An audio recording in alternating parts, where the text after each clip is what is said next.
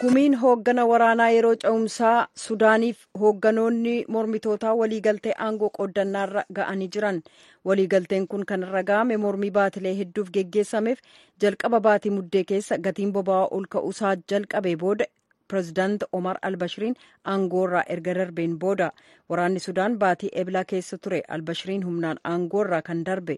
Mormitoonni garuu bulchiinsa abbaa irree Albashir kan waggoota 30 booda deemokiraasiin bakka qabatu waamicha gaaf dabarsuu itti fufaniiru.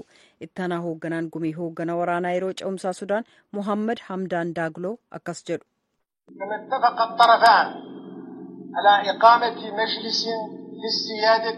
Marii kana akka michoota murtii haqaa biyyoolessaa keessaatti itti seenne. Marii kana akka garee tokkootti keessa baana.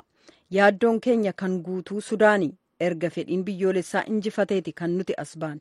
Kan injifate yookaan injifatame hin jiru. Sababiinsaas dantaa biyyattii waliigaltee kana maraan ol waan ta'eefi jedhan.